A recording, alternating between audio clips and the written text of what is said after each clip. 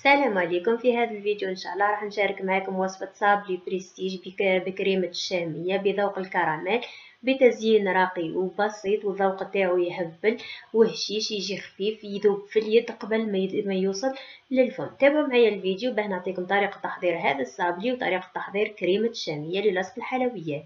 اول حاجة راح نبداو بالصابلي. عندي 125 غرام تاع زبدة بحرارة الغرفة، عندي ملعقة كبيرة تاع زيت، وضفت عليهم ملعقة كبيرة تاع توفيا كراميل. هذا هو المكون اللي راح يخلي الصابلي تاعنا يتناسق من بعد مع الحشو تاعو. ضفت ملعقة كبيرة تاع توفيا كراميل. ما ننسوش كيف رشة الملح، يعني اللي ما نستغناوش عليها في الحلويات كامل.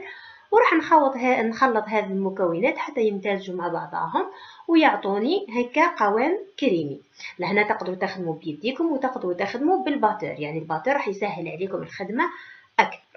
بعد ما قلبتهم بالقوام هذا راح نضيف عليهم بيضة وصفار بيضة يكونوا بحرارة الغرفة، يعني ضفت بيضة وصفار بيضة فقط. حركت المكونات مليح حتى يمتزجوا مع بعضهم قبل ما نزيد باقي المكونات. كما قلت لكم لهنا اللي عندها باتور تخدم بالباتور خير. راح نضيف الان 2 ملاعق كبار تاع سكر بودرة مع 2 ملاعق كبار تاع مايزينا والا نشا، وراح نكمل نخلطهم بيدي حتى يتجانسوا مع بعضهم. بعد ما خلطتهم مليح وتجانسوا جيدا، يعني ما تبقاش ليا حتى تكتلات، الان راح نبدا نضيف الفرينه. كما تلاحظوا معايا الصابلي تاعنا ما فيش حتى مكونات كما نقولوا غاليين ثمن والا لازم نشريوهم، يعني المكونات تاعو كامل متواجده في البيت. راح نبدا نضيف في الفرينه من الاحسن انها تكون منخوله من قبل، ونضيف معها نصف ملعقه صغيره تاع خميره الحلويات.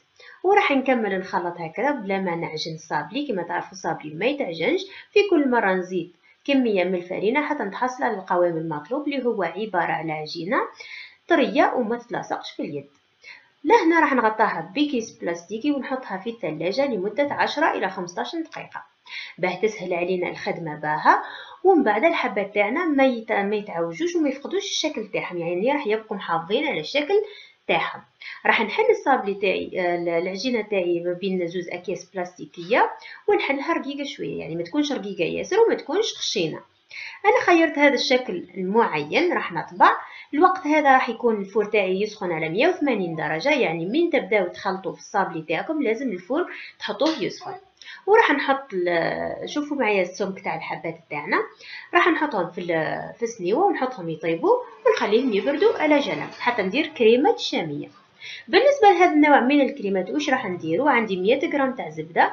الزبده اللي تخدموا بها لازم تكون ما فيهاش طعمه باه من بعد ما تبقاش لكم طابت الزبده. راح نطلعها مليح حتى يتغير لونها للون الابيض، وكيف يتضاعف شويه الحجم تاعها. يعني اول حاجه راح تخدموها مليح الزبده هذيك، ومن بعد تضيفوا علبه تاع شاميه ولا حلوه الترك. هذيك العلبه الصغيره فتتها شويه بيدي وضفتها.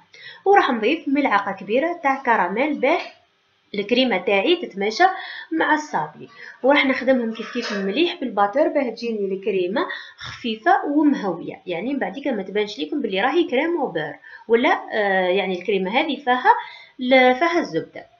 نخلطوها مليح هكذا. انا الحلاوه تاعها لهنا جاتني مليحه، لكن نتوما ذوقوا اذا خاصتكم حلاوه زيدوا من 2 ملاعق الى 3 ملاعق تاع سكر بودره بالنسبه للناس اللي تحب الحلاوه.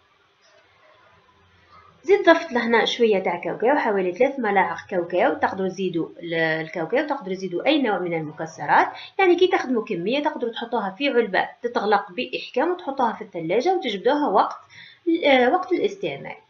شوفوا الصابلي تاعي كيف بقى محافظ على الشكل تاعو وما تبدلش الشكل تاعو بعد ما طاب. خليته برد مليح. والان راح نبدا ندير في المونتاج تاعو. راح نحط الكريمه الشاميه ولا كريمه حلوه الترك هكا في بوش، وراح ندير الحواف تاعها بالشكل اللي راكم تشوفوا فيه، يعني ندير طبقه مليحه. ومن بعد راح نحطو فيها كراميل في الوسط، نحط كميه حتى تتعمر لي هذاك الفراغ.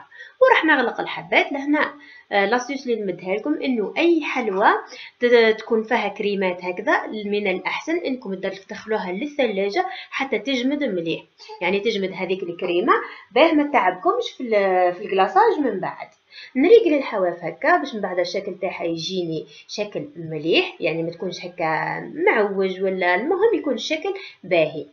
نكمل الحبات كامل بنفس الطريقه، نحطهم في الكونجيلاتور يجمدوا لي بالخف ونجي نكلاصيهم.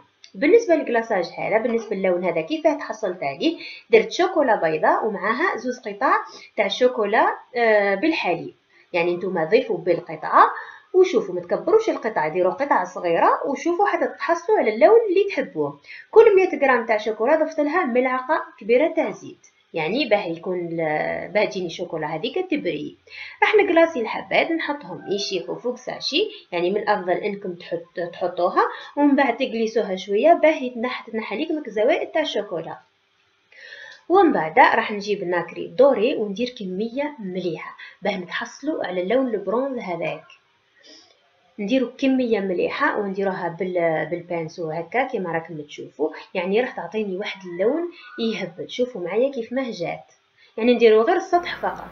شوفوا كيف ما جات، وراح نحي الزوائد هذيك بالبانسو ونكمل الزينه تاعي. نخدم الحبات كامل بنفس الطريقه.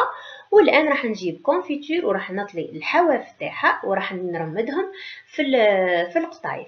لهنا مش محتم ديروا قطايف، تقدروا ديروا كاوكاو، تقدروا تخليوا الصابلي تاعكم بالشكل هذا. المهم تنظفوا الصابلي تاعكم، ما تخلوش الحواف خارجين وراح يجيكم مليح. يبقى ديما التزيين اختياري، تقدروا ديروا كيما قلت لكم كاوكاو، تقدروا ديروا قطايف كيما تقدروا تخلوه هكاك.